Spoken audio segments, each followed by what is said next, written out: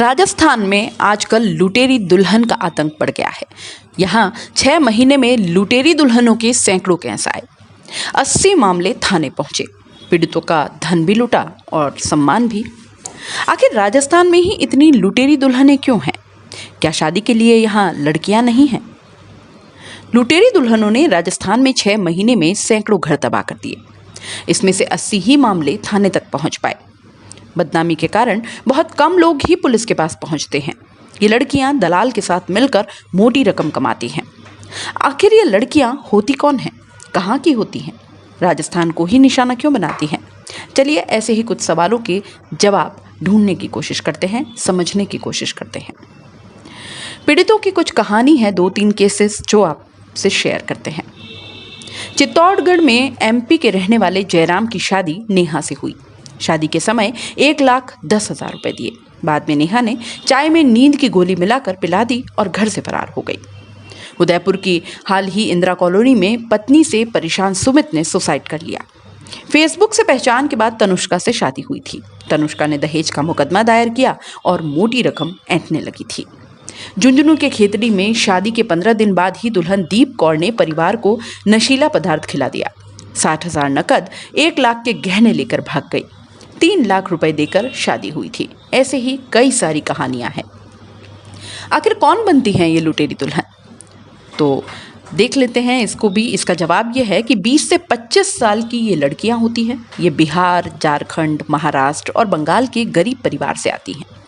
ज़्यादा पैसे कमाने का लालच देकर दलाल इन लड़कियों को गिरोह में शामिल कर लेते हैं। अधिकतर शादीशुदा होती हैं। ये लड़कियां अपनी पहचान छुपाकर नया नाम रखती हैं। यहाँ तक कि माता पिता और रिश्तेदारों के नाम भी नए रखती हैं। तो फिर ये दलाल कौन होते हैं? गांव, शहर और कॉलोनियों में कहीं भी हो सकते हैं ये दलाल। इनकी नज़र उम्रदराज कुंवारों पर होती है। कुंवारे लड़कों के परिवार या रिश्तेदारों से संपर्क करते हैं। उनसे शादी के लिए रिश्ते की बात करते हैं। इनका मकसद लूटना होता है। कमीशन पर ये काम करते हैं। गिरोह में सभी सदस्यों का कमीशन फिक्स होता है। कई केस में तो नए नए नामों से फर्जी रिश्तेदार बनाए जाते हैं। माँ बाप, भाई बहन, मामा मामी की भूमिका में ये लोग होते हैं। राजस्थान में 1 साल में 100 से अधिक दलाल गिरफ्तार हुए हैं। कैसे होती है दलाल और लड़कियों के बीच ये डील? ये लड़कियां सिर्फ लूट के इरादे से ही शादी करती हैं। नकद रुपए के साथ जेवरात समेट कर ले जाती हैं। 2 से 3 लाख रुपए में डील कर शादी करती हैं। 2 या 3 दिन में पूरे परिवार का दिल जीत लेती हैं। परिवार का मुखिया कौन है, कहाँ रुपए रखे हैं, पूरी जानकारी के बाद मौका मिलते ही लूट कर भाग जाती हैं। राजस्थान में इसका चलन सबसे ज्यादा कहाँ है?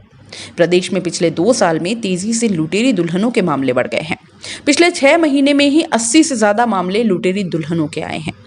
राजस्थान में ऐसा कोई जिला नहीं है जहां ऐसे लूट के मामले सामने ना आए हों। जयपुर, जोधपुर, कोटा, अजमेर जैसे बड़े शहरों के अलावा पाली, जालोर, सिरोही, सीकर, झुंझुनू, अलवर में ऐसे केसेस ज़्यादा हुए हैं। क्या लुटेरी दुल्हन पकड़ी जाती है? उन पर क्या कोई कार्रवाई होती है? पीड़ित परिवार लुटेरी दुल्हन के भाग जाने के बाद दलाल से संपर्क करता है। दोनों के बीच लड़की वापस लाने या रुपए लौटाने की बात पर समझौता होता है। कुछ केस ही पुलिस तक जा पाते हैं। जब समझौता नहीं हो पाता तब पीड़ित परिवार पुलिस के पास पहुंचता है। पुलिस दलालों के जरिए लुटेरी दुल्हनों का पता लगाती है। कई बड़े मामलों में लुटेरी दुल्हनों की गिरफ्तारी भी हुई है। इन पर लूट और धोखाधड़ी के तहत मुकदमा दर्ज किया गया। ऐसे मामलों में 3 से 5 साल की सजा का प्रावधान है। आखिर पुलिस के पास ऐसे मामले क्यों नहीं पहुंचते? सामाजिक मान मर्यादा और प्रतिष्ठा का मामला जो होता है, समाज के लोगों को पता न चले, इसलिए बहुत से पीड़ित पुलिस तक पहुंचते ही नहीं। पुलिस की बजाय दलालों के पीछे लगे रहते हैं। कोशिश ये होती है कि समझौता हो जाए या बीच का रास्ता निकल आए। सेक्स रेशियो कम होने के कारण कुंवारे ज्यादा, तो शादी किससे होगी? राजस्थान में तेजी से लिंगानुपात में कमी आई है। जिन गांवों में लिंगानुपात कम है वहां युवकों की शादी नहीं हो पाती। उम्र बढ़ने के बाद से ही शादी करना बहुत मुश्किल हो जाता है। परिवार के लोग लड़के की शादी के लिए दलालों से संपर्क करते हैं। मोटी रकम देकर शादी करते हैं और इसी चक्कर में गिरोह के हाथों फंस जाते हैं। चलिए आंकड़ों से समझते हैं लड़के और लड़कियों का अनुपात। 1000 लड़कों पर 926 लड़कियां। किस शहर में क्या स्थिति है ये भी देख लेते हैं। टोंक में 891 2019 में, 925 2020 में, 905 2019 में 916 2020 में बात हो रही है कोटा की। डूंगरपुर में 918 2019 में और 928 2020 में। झालावाड़ में 919 2019 में और 933 2020 में। जयपुर में 920 2019 में, 939 2020 में। सवाई माधोपुर में 928 2019 में, 901 2020 में। राजसमंद की बात करें तो 953 2019 में, 936 2020 में। सिरोही में 934 2019 में और 926 2020 में। चित्तौड़ में 963 2019 में, 922 2020 में। भीलवाड़ा में 940 2019 में और 929 2020 में। चूरू में 962 2019 में और 953 2020 में। बांसवाड़ा में 998 2019 में और 991 2020 में।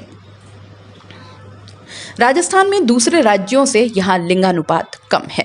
राजस्थान में लिंगानुपात है 926, झारखंड में 947, पश्चिम बंगाल में 947, उत्तराखंड में 963, हिमाचल प्रदेश में 972 और छत्तीसगढ़ में 991। तो ये कुछ आंकड़े हमारे सामने आए हैं जो लुटेरी दुल्हनों से जुड़े हुए हैं। और यहाँ पर जो उम्रदराज कुंवारे होते हैं या किसी कारण से जिनकी शादियाँ नहीं हो पाती, ऐसे लोग इन केसेस में ज़्यादा फंसते देखे गए हैं।